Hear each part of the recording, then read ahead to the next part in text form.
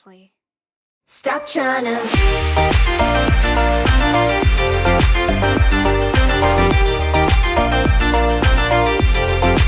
Stop trying to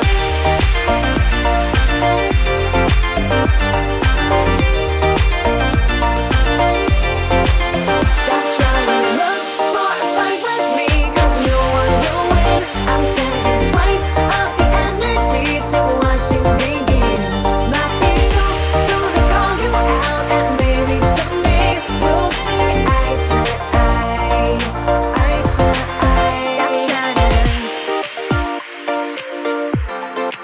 Stop trying to look for a fight with me.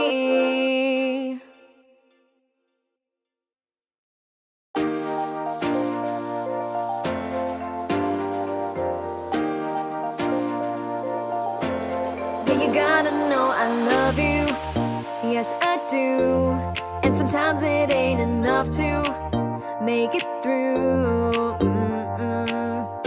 All the names you shout at me, all the red I make you see. Sorry, but it's true.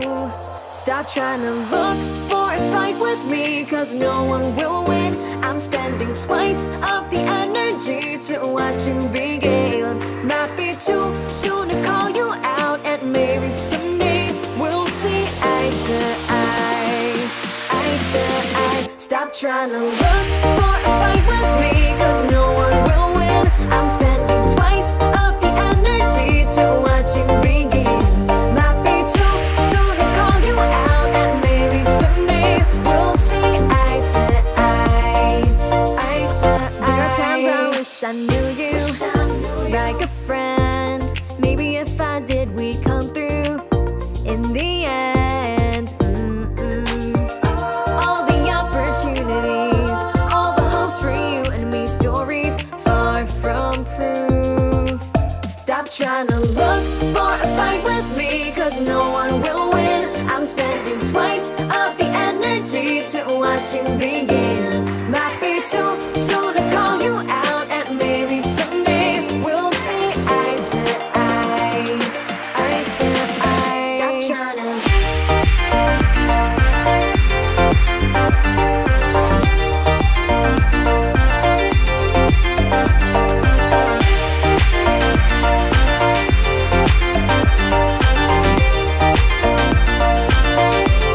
I'm not asking you to read me or my mind. Being different doesn't mean we gotta lie. All we needed is the truth. All we found's a crazy safari every time. Seriously. Stop trying to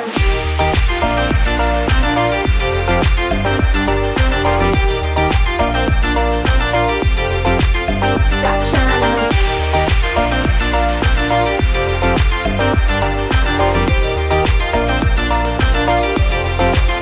Stop trying to look for a fight with me, 'cause no one will win. I'm spending twice of the energy to watch you begin.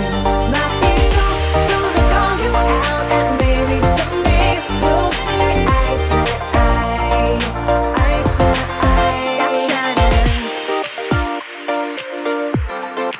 Stop trying to look for a fight with me.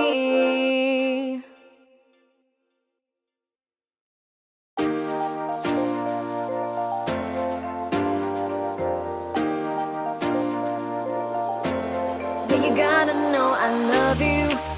Yes, I do. And sometimes it ain't enough to make it through. All the names you shout at me, all the red I make you see. Sorry, but it's true.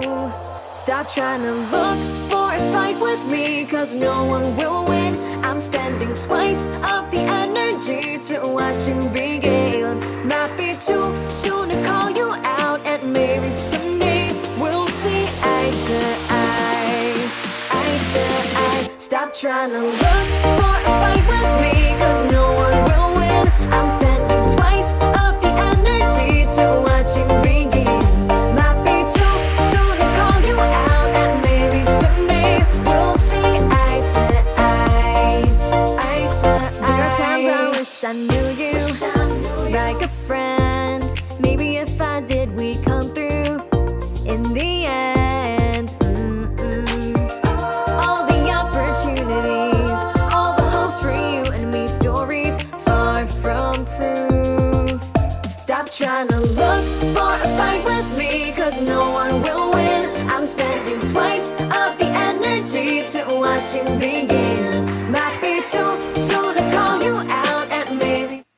Check. Let's see if this works. I think it is. Yeah. Hi, everyone. How's it going? It's Claire or dolltr. We're back here again for another episode of 343 TV. Had a little bit of a delay because for some reason I was muting stuff on YouTube and it just wouldn't mute. So YouTube was very determined to let me hear myself. So that's all right. We got that sorted out right now.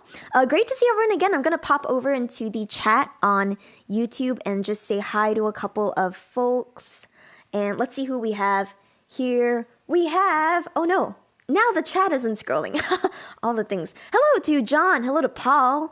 Hello to X Flower Girl. X, I think you're new here maybe. Hi, welcome. Greetings. Kai, Stav. Oh my gosh, we have to talk in a moment about Stav and also Thomas from 343 Labs about something that happened over the weekend. Hi, Max. How's it going? Max is our co-founder of 343 Labs.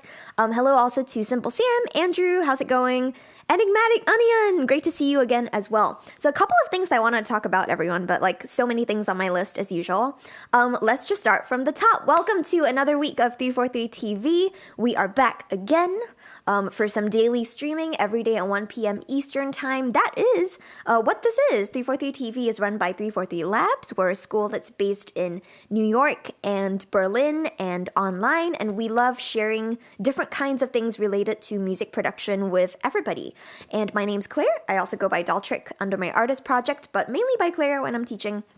And I'm an Ableton Certified Trainer, so to that end, I do the Monday show for 343 TV, which is tips and tricks, modeled or kind of like designed to be a pun against my artist name, dolltr, but I share a couple of tips and tricks related to things in Ableton Live every Monday at 1 p.m. So thank you all for joining in again. It's great to see everyone here. Oh, we got a couple of new people. I think Philip. Hi, Philip. Welcome. You mentioned that it's your first time live here. Greetings. Welcome to the live community. That was punny on multiple levels. But anyway, welcome everyone. So great to see you all again. So today I'm going to talk about EQs and filters in live and kind of doing like a 101. Someone mentioned this to me, I think, in our Discord, which if you haven't joined, please do join our Discord. We have lots of fun things that go on with the community over there. Someone I think mentioned that they wish they could have had maybe some more 101 basic level stuff with how to use certain features in live. So that's what I'm trying to kind of go back to for the next couple of streams at least. And even for those of y'all who are a little bit more advanced with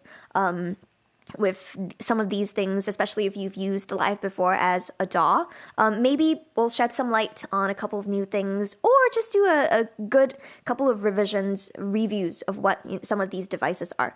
But even back to that, just sharing a little bit of what went down in the last week. Lots of really exciting things happened in the last week, including last Thursday, the 343 Labs team or a couple of the 343 Labs community members headed over to our friends at the New York Top Liner Camp who are hosting an invitational beat battle, which I had the great opportunity to judge. So thank you to Giuliano and Kevin and the folks over there for having me. But Stav and Thomas submitted some really, really awesome beats and they flipped the sample that we've been working on in previous streams, everyone. If you remember my tune Rewind, is it Rila? Is it in my mind? Whatever. Like not in the singing mode yet. But they flipped that and it was so awesome. So if you want to watch a replay, you can head over to the New York Top Liner Camp's Twitch. And I think there's a video on demand that's like replaying. So that's very cool. And they submitted some really awesome stuff. So go check out their stuff. Yay, Sav, and yay, Thomas. And on the note of Thomas has always the brain behind whatever goes on during the streams. And if you ever see the name 343 Labs pop up in the YouTube chat, it's because Thomas is managing that. And we have a very exciting giveaway to this week, not today, every day of this week. But you need to enter, right? So to make sure that you enter, Thomas, if you don't mind putting in the link into the chat, and it's quite timely. I didn't actually plan this before I knew, but I'm wearing my Arturia shirt today, and we have an Arturia giveaway. We have a giveaway for a free Arturia VST this week. So please enter. We want you to win, especially we want you to win Arturia stuff, because Arturia stuff is great. I'm a big fan of things like Analog Lab. Some of their other VSTs also really wonderful things. So please enter the giveaway. Free Arturia stuff. Yay, Arturia shirt. But yeah, what I'm also going to do today is we're not running, a specific Stencil promo, but I will be using my Stencil Morph today. I think Max just got a new one in Berlin, I think. So maybe this will give us the opportunity to do a little bit of that as well. But yeah, really great to see everyone. Got a few new people in the chat, I think, just popped in. No, not yet. Oh no, Sam, hi, great to see you, Samuel. And Simple Sam just got a pizza. Okay, cool, that's great. I haven't had a pizza in a long while. I should maybe get one soon. Maybe I'll ask someone to order it, someone in my house to order it or something, and then we'll get it. But in the meantime, everyone, we're going to talk about EQs and filters today. And moving forward, as you know, we're no longer in Live 10 zone, we are in Live 11 zone. So what we're seeing here is Live 11. Let's take a moment to check out what is going on inside Live 11 when it comes to audio effects. So let's head over to the audio effects category.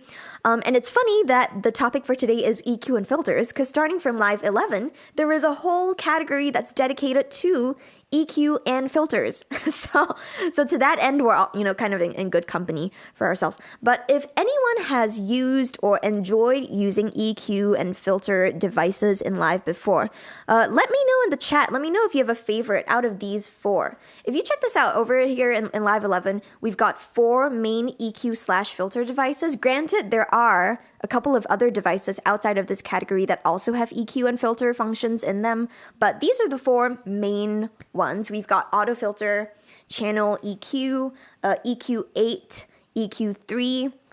So a bunch of these different kinds of things happening over here. Yeah, cool. Thank you, Thomas, for putting in the note in the chat. Simple Sam, Pigments. Yes, that's also very nice. We've given away a couple of copies of Pigments before, I believe. So that's always very exciting as well. Love Pigments. What else is, let's see. Oh, stop, the vocals have been stuck in your head. Oh no. I do apologize for that. I mean, it's funny because when I was first making that tune, I think when I was making Rewind, what came first? No, I think the words and the lyrics actually did come together. So the words and the melody did come together. So it was one of those instances where it was very much married. But definitely a lot of, going back between perfect fifths, and stuff like that. But Samuel, the audio effect files are destroying your workflow. Well, sorry to hear that. It's actually been enhancing mine, so that's great. It's been enhancing a lot of my teaching workflow, because then I can do things like this with y'all, right? Where we explore a category of effects and we dive a little bit in. But even if it's destroying your workflow, there's always ways to, develop a new workflow. Things like this are always constantly in flux, so that's the fun part about this. Simple Sam, EQ8 all the way. Yeah, EQ8. To be honest, out of these 4 devices that we see over here, EQ8 was, I think, the one that I got the most familiar with first. But you know what? Let's go ahead and take a look at all of them. So what I'm going to do is maybe show you a little bit of them first, but maybe even before we do that, let's get a suggestion for a tempo, actually, everyone. As you can see, I've got a MIDI track here. It's armed, but there isn't an instrument on it yet, so I do want to put a couple of drums on it, and then we can use some of these EQ/filter effects on them. So let me just go ahead and head over to the drums category.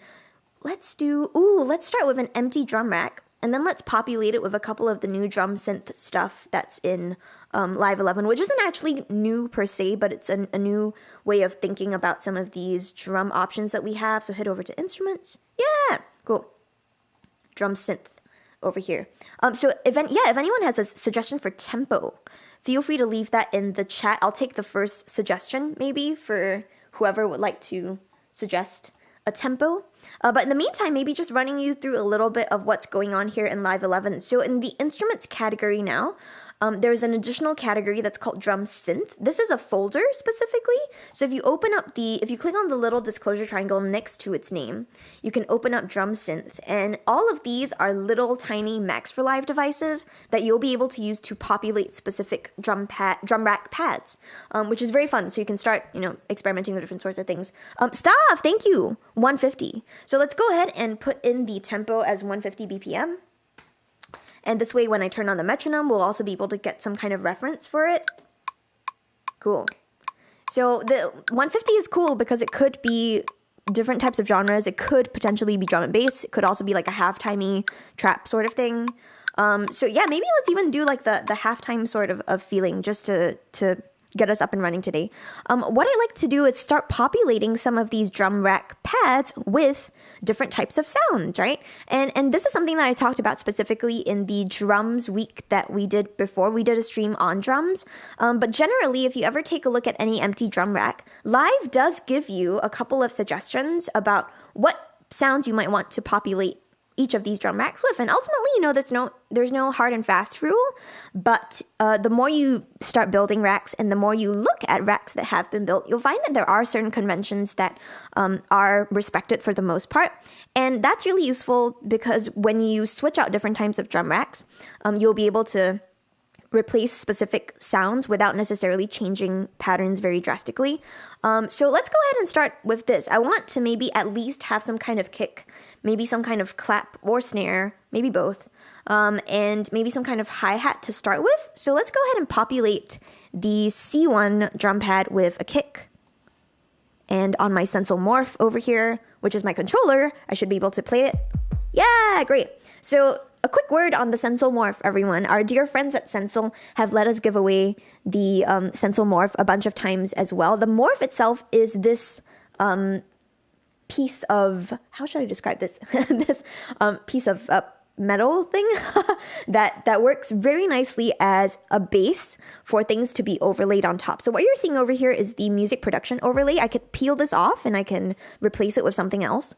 But this is one of my favorite overlays to start working with because it lets you have access to things like drum pads. You also got access to a keyboard, a bunch of faders, if you will, touch strips too. So great, we got our kick drum going. It is also velocity sensitive, so I could go. You can hear that difference in velocity. Excellent. So we got a kick to start off with. Let's add a clap. Let's put a clap here. There we go. Cool. There's my clap. Excellent. And let's see. Let's grab our hat and let's put that over here.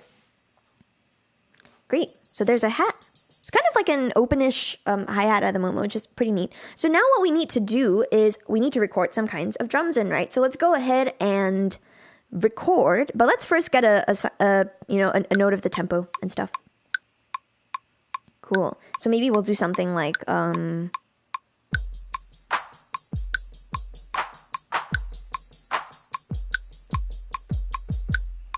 and I missed that last clap, but that's okay. So let's go ahead and start recording into this empty clip slot. 1, 2, 3, 4.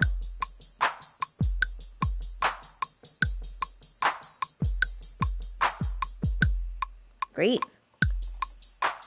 So now I got a 5-bar loop actually, and that's because I was playing stuff so I wasn't able to make this an exact 4-bar loop, but no problem. Let's go ahead and move the loop end so that it's just 4 bars, and I also want to crop the clip. So I'm going to right click and crop the clip, and boom, there we go. Again.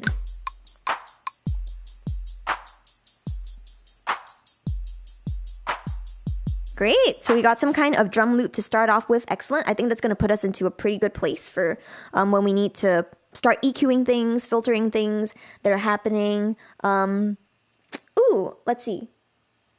Multi, I think you just may have just joined. Welcome if you're just joining. Hello.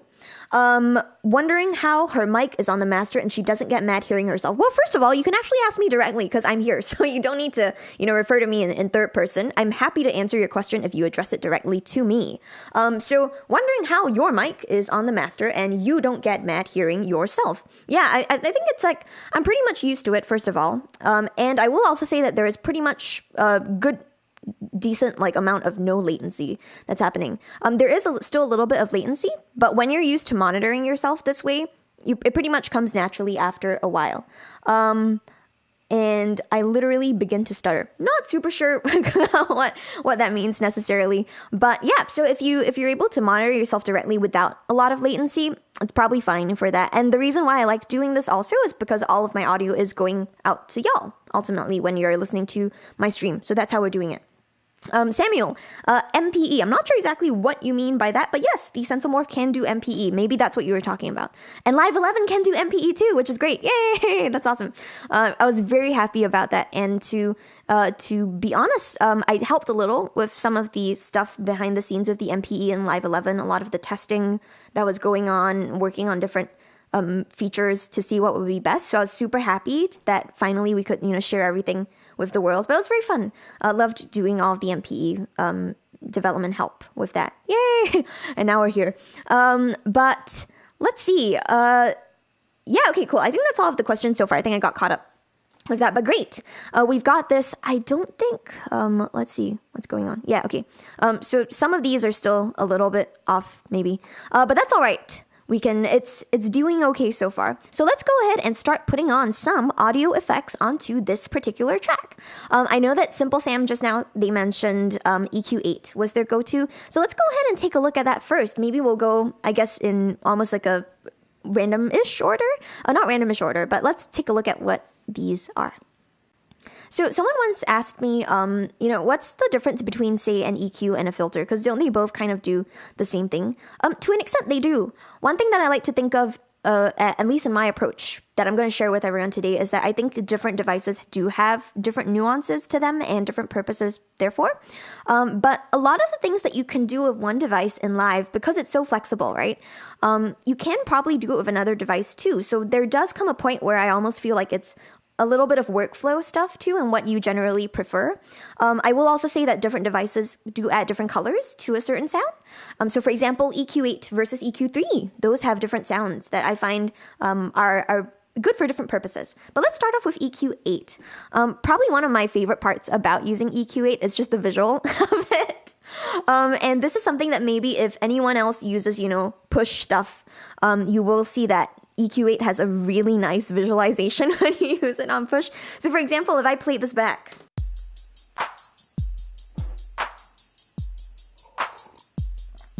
you can actually see the visuals popping up over here. And you can also turn this off if you don't want to. There's this button over here that lets you turn off the analyzation, but the analysis rather, the analysis. But if you do like to see a waveform, EQ8 is going to let you do that. Now, when I think about EQing also, and maybe this stems a little bit more from my background to how I learned these things, I almost always think of EQ in the context of a channel strip, which is funny because we're actually going to talk about channel EQ a little bit later. But yeah, I often think of EQs as really being used to shape the timbre of a sound on a more specific level than, say, a broader sort of filter, which we'll again get to later when we talk about autofilter. But EQ8 could be very useful for example, I'm listening back to my drum pattern at the moment, and I feel like my hi-hat might be a little bit too, high on the high end. So to that end, maybe I want to use some kind of EQ function to help me tame a little bit of the high end, those like high sorts of parts over there. So let's take a listen again. And what I'm going to do is I'm going to click on this band over here, or rather this number 4, and I might move it down or up, depending on how I think this should sound. So let's take a listen. Here we go.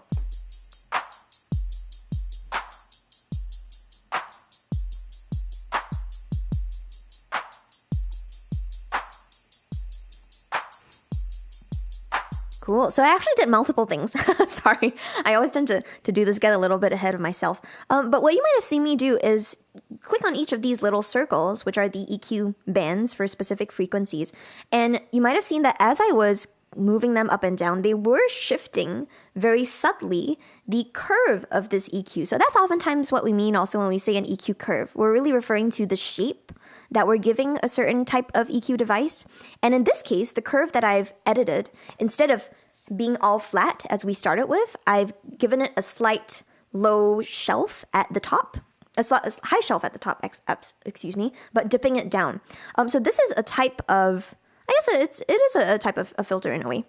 It's a type of EQ shape that's called a shelf. If it's a high shelf, then it has to do with high frequencies. And if it's a low shelf, like this band number 1 over here, it has to do with low frequencies. But I didn't touch the low band yet, so I'm just going to reset that. I did touch the high band though. So the high shelf, what I ended up doing was giving it a little bit of a dip, because like I mentioned, at least to my ears, when I'm hearing this, and it might be different through the stream, we know how it always gets a little cuckoo with, audio passing through streams and stuff like that. But the high end seemed a little bit too prominent from my end. So I chose to grab the high shelf and I gave a little bit of a dip in the higher range so that the higher frequencies could be tamed a little bit more. So we got a high shelf here, we got a low shelf over here, all the way on the left. Now, there are 2 bands between the high shelf, which is band number 4, and the low shelf, which is band number 1. And these, instead of being shelves, are actually emphasizing certain specific bands of frequencies. So this is what we might often think as if you're using like a specific filter, maybe it's a bandpass filter or a notch, depending on whether you have it down or up. But this lets us boost certain frequencies, almost like a little bit of, without being super nerdy about it, I like to think of it almost as like a little mountain or a little hill, and a very gentle one at that. So what this is going to let us do is boost a specific range of frequencies around a certain band that we specify. Oh, goodness, whoops, my mic. Or dip those down. And this is something that a lot of folks will do with things that are particularly heavy in the mid-range. So for example, if you are ever mixing something and you ever hear someone say, "That sounds really muddy," they might do a slight dip here of a band around the mid-range of frequencies and actually a little bit higher up. So around like the 200 or so range to just tame a little bit of that wompiness. I use the word wompy a lot to describe it, which maybe you've heard also in my previous streams. But that's something that, for example, I often do on vocals. I do a little bit of a dip over there, especially if it's a vocal that has that range that's very, very resonant. So yeah, lots of very gentle sort of sculpting, shaping. Sculpting, that's actually a pretty good word that I do use sometimes to describe EQ. When you're working with a sound, you're really sculpting and shaping the sound, not to make like super drastic cuts necessarily, but subtle shaping, stuff like that. Yeah, so let's see. I just saw a couple of additional comments come in. Samuel, I like Neutron Elements EQ. Yeah, that one's really great as well. Totally. I think as far as like user friendliness goes, and this actually applies to I think most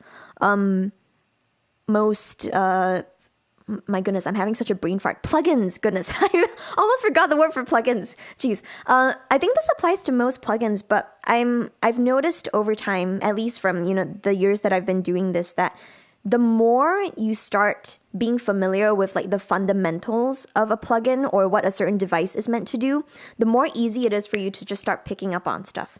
So one example is this. For example, like a lot of synthesizers have a frequency control. The moment you know what that frequency control does, you can pretty much find it on any synthesizer and do the same thing with it, right? It's always going to control cutoff, going to control how bright, how dark something is. So after a while, of course, UI is really important, like user interface design. Like I know so many developers who put a lot of time into that, and some plugins just come out and look really beautiful, which is awesome. But also, that's to say that the more you know about things in general, the more you're able to kind of locate things off the bat and say, oh, hey, that's an EQ. I need a low shelf, so we'll just grab the lowest band and we'll work with that. So that's why I think it's always really good to know the basics of how some of these devices works, especially the stock ones in whatever DAW you're using. It could be Live, it could be Logic, it could be Bitwig, it could be Pro Tools, anything. If you're able to identify how the basics function, you'll pretty much be on your way to, I think, navigating any kind of device that you're using. So maybe that might be a little bit of consolation, perhaps, for folks who maybe are a little confused with third-party stuff and so on. But yeah, back to the EQ stuff. The reason why this is called EQ8, like Simple Sam brought up just now, is that there are 8 possible bands available. So in this case, we only have 4 activated. If I wanted to turn on more of these, I can click on these little boxes, and they'll make all 8 bands available. I will say though that more often than not, I don't find myself needing all 8 bands unless it's a sound that I often have to, change a lot of. Like if it ends up being a quote unquote problematic sort of sound. So for example, let's say I've recorded a vocal or I've recorded some kind of piece of audio in a room that's got like so many room modes, lots of strange tones popping up, then yes, I might need all of these EQ bands. But more often than not, if I'm really just shaping a sound or trying to move its, certain parts of its timbre around and give it a little bit of a different timbral quality to it, I might not need all 8 bands. So in this case, I am actually going to disable some of these, but what I will do is listening back to some of the drums just now, I felt that I wanted there to be more of a clean low end of it. So I might instantiate a high pass filter. And this is a different kind of shape, as you can see. We changed it through clicking on this like filter mode drop down menu, which lets you select the different ones. Originally it was a shelf. So because of that, we wouldn't have an exact cutoff at the end, a drop off, if you will. But if I make this a high pass filter, you'll now see that when I move the frequency knob, I'm able to kind of direct where I would like certain frequencies to stop passing through, or maybe certain frequencies to not be emphasized in that way. So let's just take a quick listen to this, and this is going to be a good segue for us into the next part when I talk about autofilter and stuff like that. But let's take a listen. Woo! So high pass filter, high stuff passes through.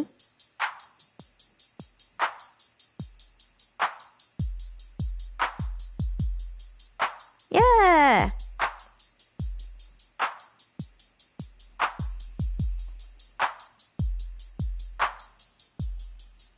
Cool.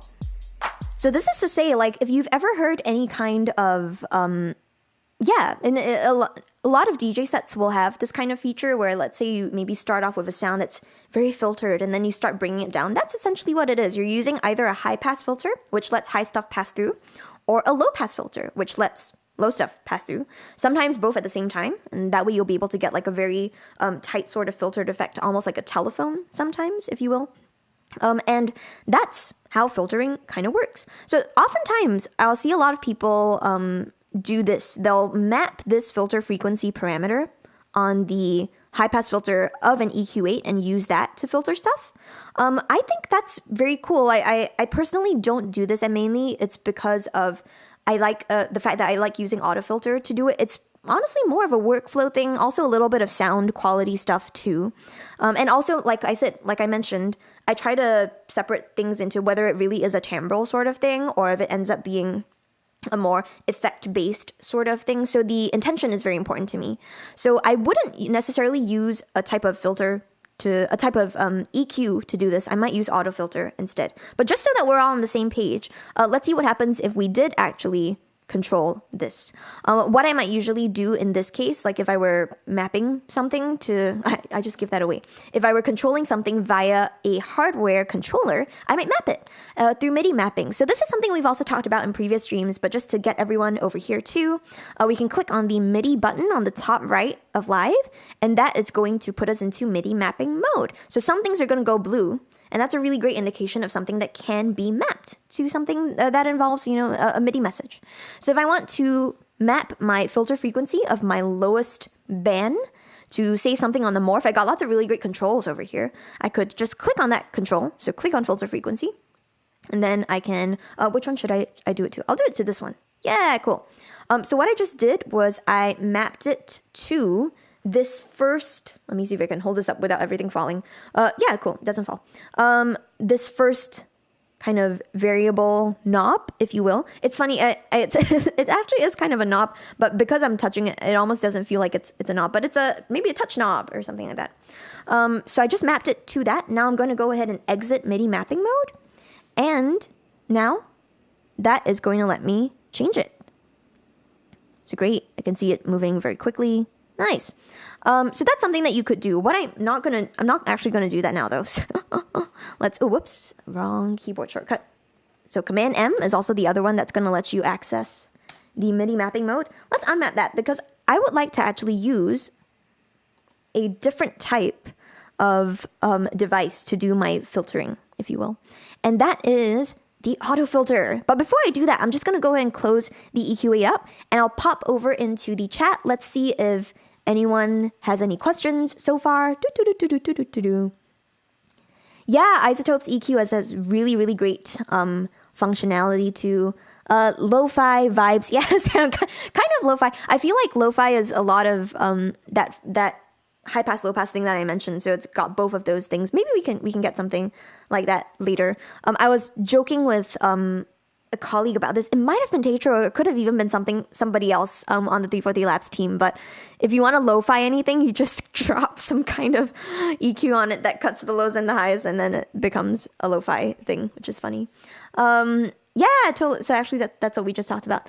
Simple Sam, I use the ×4 versions of the high pass, low pass for a more drastic cutoff. Yeah, totally. That's a really great one, Sam. So just to kind of expound a bit on what Simple Sam mentioned, if you check this out over here, there are different types of low pass and high pass filters. You'll see that one is ×4, and then one is just the normal one. Maybe I'll increase the filter cutoff over here first, and I'll just show you visually what these look like. So over here we've got the normal one to start off with.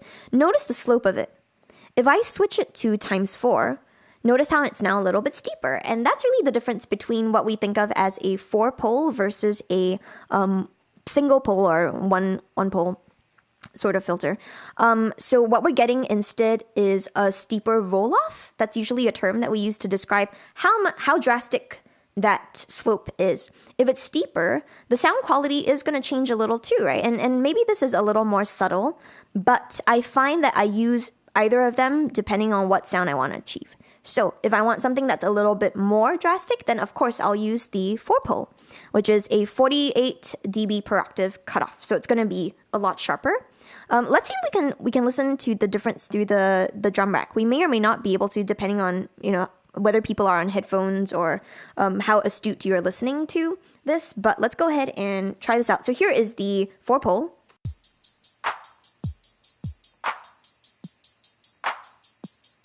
And let's switch to 1-pole.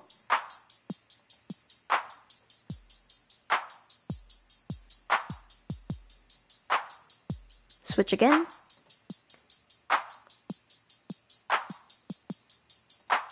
Switch back.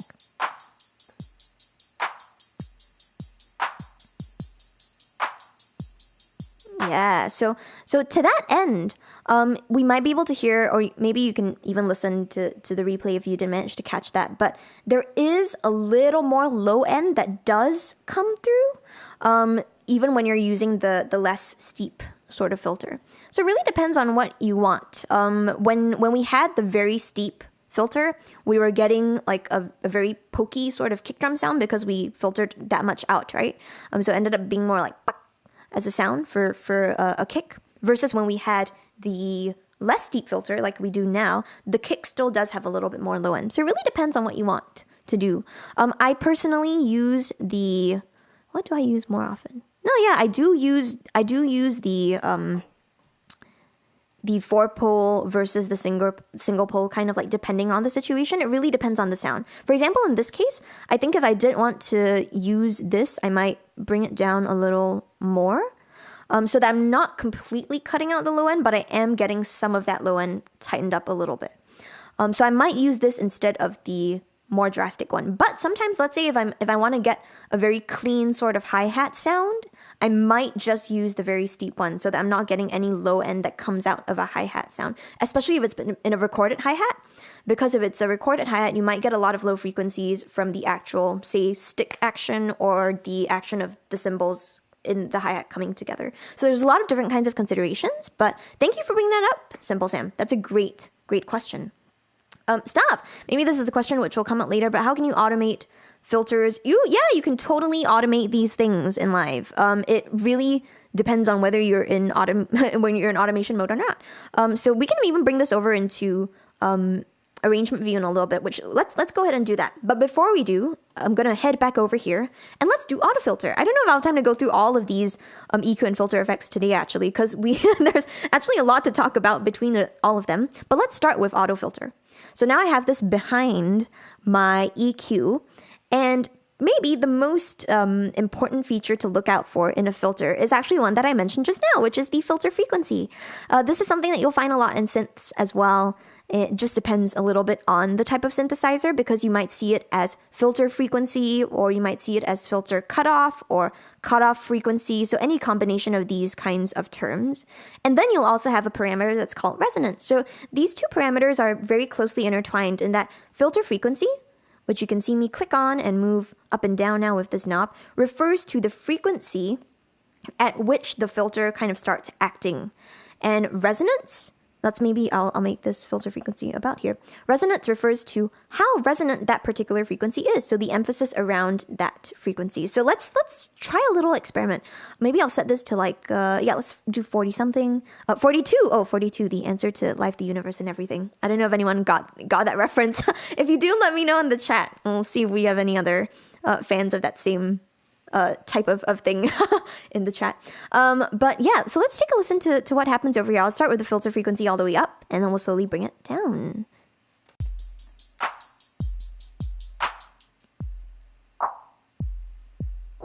Cool.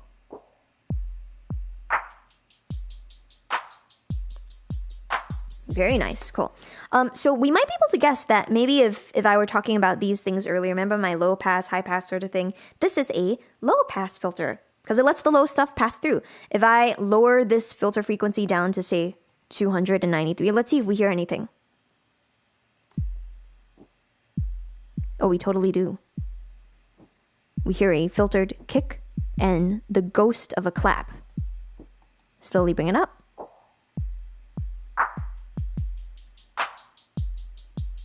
Yeah! Cool. And that's kind of how filter frequency generally works, even depending, regardless of, what type of filter you're using. That filter cutoff is the place where the filter starts acting. Resonance is something we do have to be a little bit careful of, and I mention this a lot to folks, especially if you're just starting out to play with filter frequency and resonance. We always want to be careful of the range that's around... I was going to say 3 to 5K, but actually no, even 1K can be a little bit dangerous. If you're around that range, so let's say 1K to 5K, maybe sometimes a little bit, further in with that.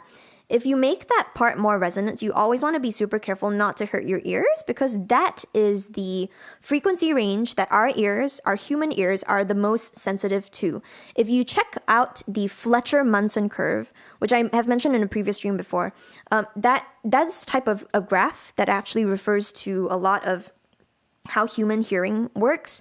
In the 3K range especially, that's where our ears are most sensitive. So if you do make that part more resonant, you just want to be careful not to make it super resonant. You will probably hurt your ears, or at least maybe temporarily orally knock yourself out for a moment or two.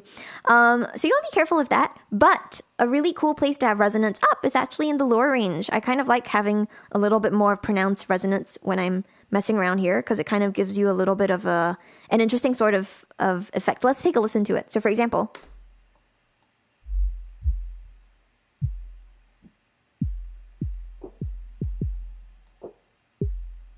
can be kind of cool. Might even bring out some extra tones if you make it super resonant.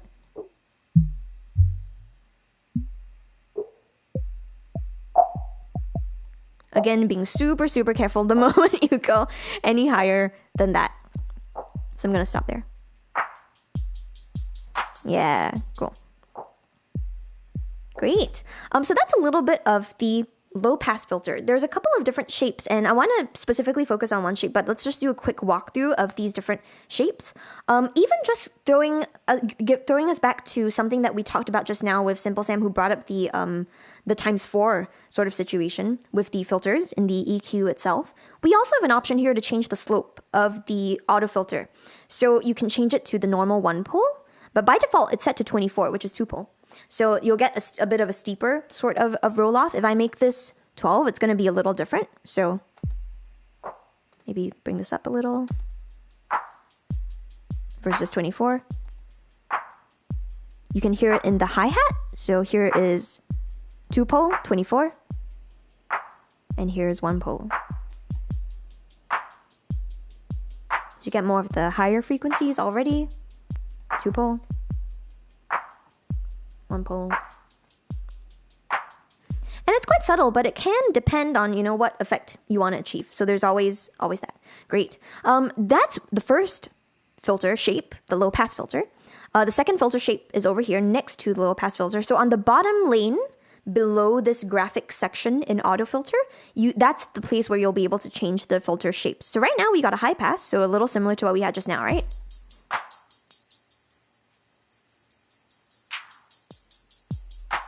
Can bring that down. So high things pass through. We've also got a band pass filter. So that lets a specific band of frequencies pass through. You can kind of see that it's a little bit of a mix between the high pass and the low pass, right? So that's a pretty interesting one that I like to do a lot of.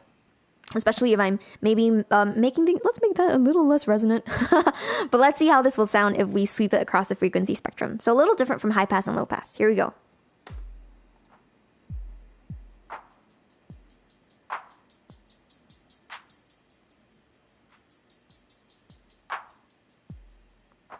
So we're only letting a specific band of frequencies pass through.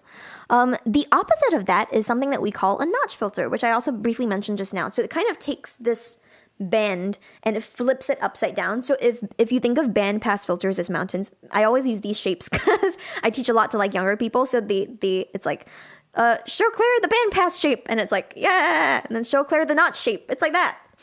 It's a valley kind of shape, but it helps, right? It helps to remember it. So why not? Always shapes. Maybe that's like the second part of my tips and tricks series. We'll have like a dance show, or we do like low pass filter, high pass filter, band passes. But let's take a look at the notch filter and let's see how it sounds and visually how it will look as well. So here we go.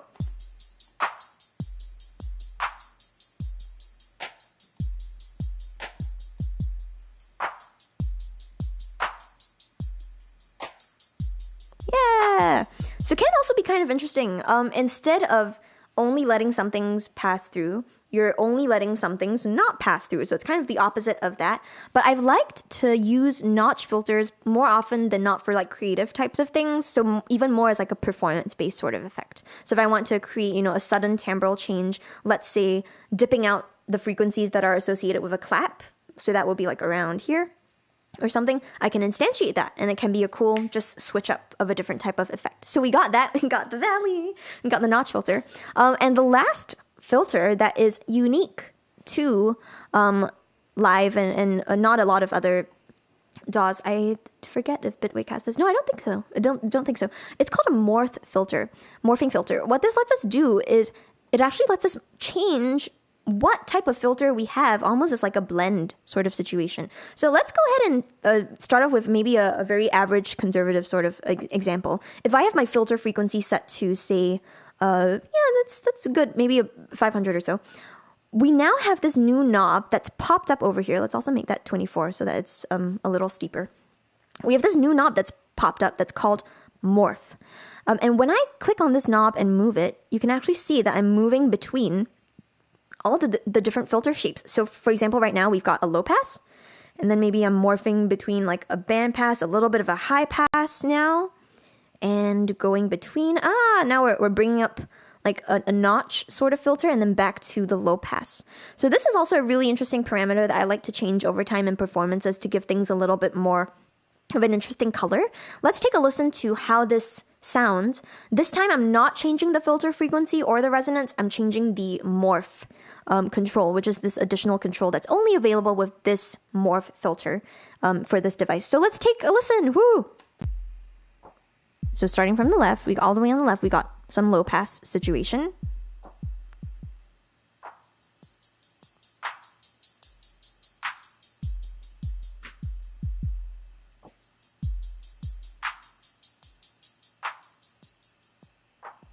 Yeah, cool. So lots of really interesting things going on here. But before I even go around more, I know I only have a couple minutes left, everyone. These are always so crazy, right? It's like we start off and we have a fun time, and then it's like, wait, I need to talk about more stuff, hopefully. But what I want to do is do a quick demo of the automation stuff that Stav mentioned just now. And this is something, that could even take up, it could even take up an entire stream on its own. Maybe it will in the future. Maybe there's like an entire thing on automation. But there's two ways that we can do automation in Live. One of them in session view and the other in arrangement view. So let's maybe go ahead and start off with session view. And should we do session view? Actually, yeah, let's start off with session view. And I might even only talk about session view automation this time. So in session view, the way that automation works is that it's on a clip-based level, right? Because each of these clips that we have is its own entity. In this case, we've got some information in here already. We've got MIDI notes specifically, right? And this view, everyone, I'll speak a moment to chat a bit more, take a moment to speak more about it. But this view is new in Live 11. Previously, this looked a little bit different. So clip view looked a little more, it was a little more boxy on this left-hand side, if you remember Live 10 or if you're still using Live 10 and Live 9. So this looks a little different now. Instead of having the individual launch boxes and like clip envelope boxes and so on, now we just have a slightly more generic sort of layout. We can hide and show this like follow action section that we have over here. But one thing that I loved about the Live 11 update was these tabs. So check this out. Over here in the clip view, instead, we've got a tab that's for notes. So looking at the specific MIDI notes that we're seeing. And then we have a tab that's for clip envelopes. So this is really the place where we would start doing automation in session view, and it's on a per clip basis. So check this out. We've already got some envelope options showing up here, right? I can choose from what specifically I want to automate within this clip. And then since we're on auto filter, maybe we'll just go ahead and do this. So auto filter, and I want to, yeah, sure, let's automate the morph knob. What I can do now is I can click anywhere inside here in my envelopes section, and I can make little breakpoints on the dotted line. So I'll show you that one more time because I did that very quickly. By default, whenever you choose a specific type of control over here, the red dotted line that shows up is an indication of the current value that a parameter is set to without being automated or touched yet to make edits. And maybe just to even illustrate this a bit more, I'll switch back to our device view for a second. So Shift Tab. Device view is the view that shows us the instruments and the audio effects that we have. First, let's maybe set the morph parameter to like somewhere in the middle. And then now if I switch back to my, if I switch back to my envelopes view, I can now see that the dotted red line is in the middle. And that's because when I was in my device view, I made the morph value kind of in the middle. So now I'm able to see that, yes, it is showing up around the middle over here. But what if I wanted to maybe change this over time? I can add in some automation through adding in some breakpoints. So I can click on the dotted line, and the moment I do so, the line is not dotted anymore. It's now solid. So that's always a really great indication of anything that has been automated or has had its parameters, changed in a more solid sort of way rather than just being able to arbitrarily move it. You'll notice also that the moment I clicked on this red dotted line, it became solid, and now the auto filter parameter has a tiny red dot that's next to it. If I switch back to device view, that's also something that we see over here on the control. So we now know that there has been some kind of automation info that's applied to it. So let's go back in here. And yeah, I'm going to go ahead and automate the morph value itself. So just clicking places over here. Maybe we'll just move these a little, maybe shift this down. Let's do this. I don't even know how terrible or good this might sound. It might sound good for all we know, which is excellent as well. So yeah, let's go ahead and do this. And now we've got clip automation in the clip. So we'll take a listen and see how this goes. Again, not super sure how this will go, but for all we know, it will be nice. So here we go.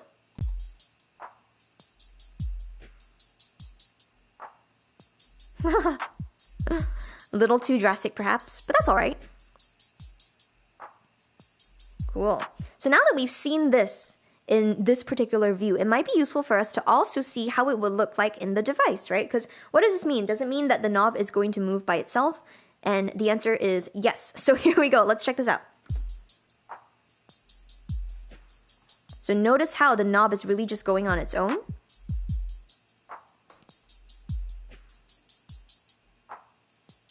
So that's very cool. And this is really neat on a clip-based level too, because if you bring this over into the arrangement view, if you record something in from session to arrangement view and you've got the clip automation, it will also be there too. So in the last couple of minutes that we have, oh my goodness, we need to rush through a couple of things. Not rushing. We're always good with time. We'll figure out how to fit these things in. Maybe it calls for a second stream on filtering. Who knows? But let's go ahead and play these things into the arrangement view. So what I'm going to do now is I'm going to unarm my drums track so that because I have no more need to play anything, right? But I do want to see how this will show up if I play some kind of clip automation into the arrangement view. So I'm going to go ahead and stop all my clips. But as a quick recap, if I want to record something from session view into arrangement view, I can click on the arrangement record button. So I want to click on this button all the way at the top. Usually, as a quick hint, anytime you see a circle, that means it's going to have some sort of record function to it. And this is the arrangement record button, so it's going to let us record things directly into arrangement view, but also from session into arrangement. So let's click on it and let's record a couple of clip launches. Maybe let's do like 2 or 3 cycles of it. So maybe like 2, maybe like 4. 3 is very strange. So let's do like 4 rounds of it and then we can stop the clip. So here we go. Great, now we're recording. You can see that over here in arrangement view, the timeline is going from left to right. Excellent. And now let's start recording.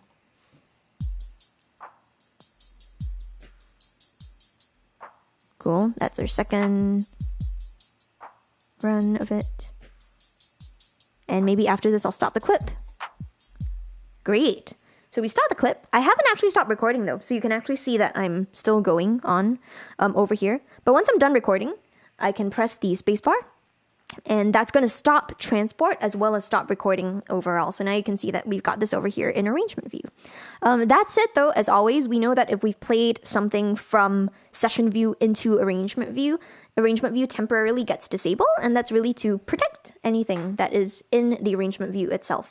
It also applies, it's also a reflection really of the rule or the guideline in live that really one track can only play a clip at a time. You can't play more than one clip in a track at a time. So because of this, if you have something playing in arrangement view, you won't have something playing in session view on the same track, and vice versa. So if you are playing something in session view, you won't necessarily play that in arrangement view, although you can record into it.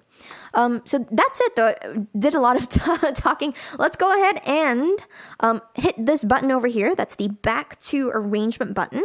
If I click on this button, it's going to let me edit everything here again. And let's see if our automation has been recorded in as well. The hint is yes, it has. But let's just take a look at this over here. So here we go.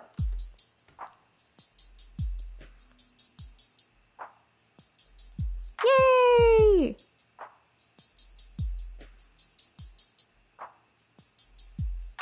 Sweet, cool. And I will also say this, if you want to view what has happened, you can always right click on a parameter and say, show automation. And there it is. There is our automation that popped up over here. So excellent. We have got it to work. Very, very good. Yay. Yes. But that's kind of like how you would get started with clip automation, everyone. For filters, I like using it a lot. Sometimes what I'll even do is not something as drastic as this by changing the morph, but maybe sometimes I'll do, say, a filter that goes across 4 bars, a 4-bar loop that slowly opens it up, and then I'll just directly record it in from session into the arrangement. And that often ends up being a really nice way of having that happen. So, yeah, this is kind of like how we kind of get started with a couple of these filtering and EQ effects. Man, the time passes so quickly. Every time it always passes so quickly. But just to do a little bit of a recap, or maybe a quick word on 2 more of these devices, I at least want to show you how they visually look. So we took a look at EQ8, we took a look at autofilter. EQ3 is cool because if anyone's done things related to DJing before, you might find that this looks familiar because it does kind of emulate a lot of DJ setups where you just have a control for low or mid or high gain or volume, depending on at which stage you're using the knobs at. This is a type of device that I often use in my setups when I'm using Live for DJing. So if I'm ever using Live specifically for the purposes of, blending different tracks together, or if I'm doing it in a more like hybrid DJ sort of set, I will often use EQ3 because I like how a DJ mixer's functions work. So I might have a specific controller. Often I'll use my Samsung Conspiracy, which is all the way over there. But it has like a crossfader. It also has two separate volume vertical controls that kind of emulate a little bit of a DJ mixer. So I'll use EQ3 for that. The last EQ device over here in our little set, a folder of EQ devices, is Channel EQ, which actually got introduced fairly recently. I like using this a lot for if I'm emulating like recording setups in real life, quote unquote, in real life, because all of this is real life, right? But like if I'm analog setups, if I'm emulating an analog kind of setup, I often use Channel EQ and then saturator behind it, the saturator device, so it kind of emulates a little bit of that more non-linear quality of an analog device. But yeah, so these are the two other devices that we didn't get to touch on today, but hopefully in the future, maybe. And yeah, that's kind of like the 101 on EQ and filters. There were so many things to talk through today, and like I said, maybe there will be opportunities for a second stream, but in the last minute that I have, oh my god, I'm gonna head over to the chat and just see if I missed out on anything. And maybe if I did miss out on something, we could address it in the next stream, excuse me. But yeah, Hitchhiker's Guide! Yeah, very cool. Very glad that someone caught that reference. Kai, any chance you could look into the sidechain? Oh goodness, we missed that out, but absolutely everyone. So if you do want to poke into that on your own, note that when you click on the auto filter device itself, there's a triangle on the top left that pops open sidechain possibilities. And this lets you, as you might guess, take information from an external sidechain input to activate the auto filter. So I'd be curious to find out who can unravel that with the next over the next week, perhaps until the next stream as well. But let's see. Gosh, I'm running through all of these very quickly. Let's see. Oh, stop. Yeah, very quickly for yours. Is there a way to disable the automation you worked on without necessarily deleting the changes you made? Yeah, totally. If you click on a knob and you move it, that temporarily disables the automation, and then you can right click and say re-enable automation. I feel like we should have an automation stream. So if you think we should have an automation stream, let me know in the chat. Maybe that'll be the next stream for now. But thank you so much again, everyone, for tuning in. It's been really fun sharing with all of y'all. And I hope to see you again next week. A reminder, please enter the giveaway. It's going to be for the Arturia VST. That's free. So please enter. We want you to win. But yes, in the meantime, we also have Tetro Talks coming tomorrow. Y'all know Tetro. He's our creative director.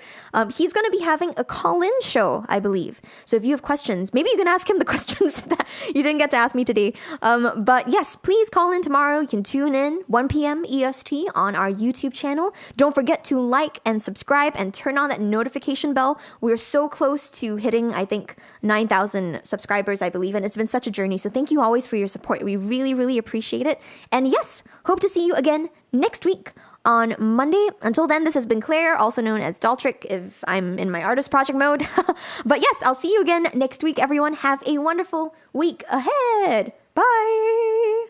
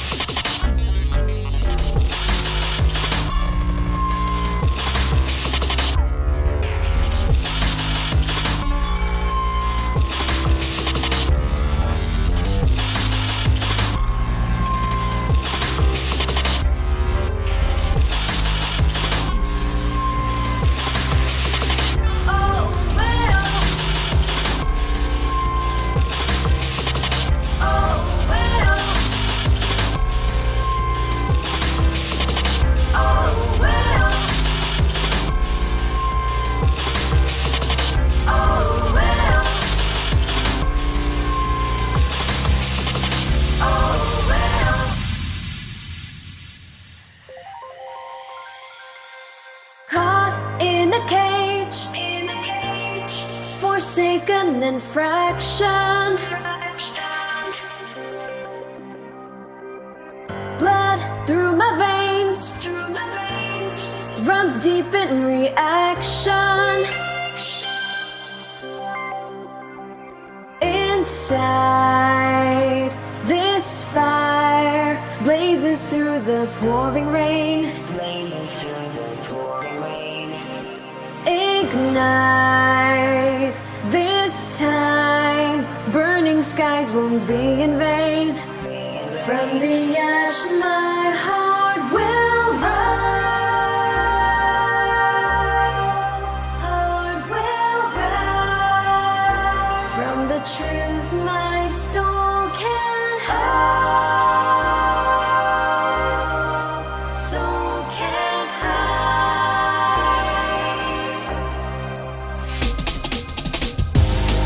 It lives in my chemistry. You ain't got a hold on me. It lives in my chemistry. Oh, oh, oh. It lives in my chemistry. I ain't gonna let this be. It lives in my chemistry.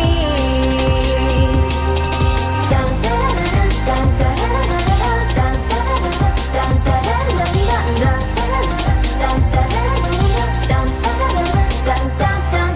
One energy, I'll try. A catalyst calling. Light when the world is past. My remedy, I'll fly. Won't let me go falling. Die when this life's ahead of me. I stay too long just to melt into a silent wave. Don't forget me when I'm gone.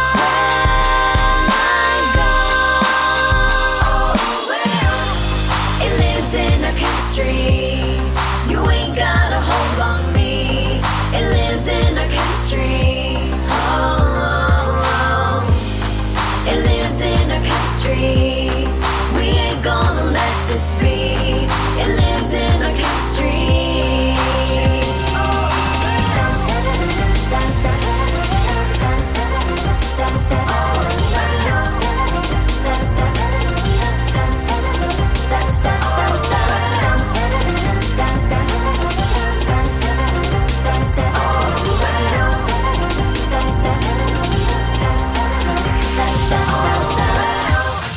It lives in our chemistry.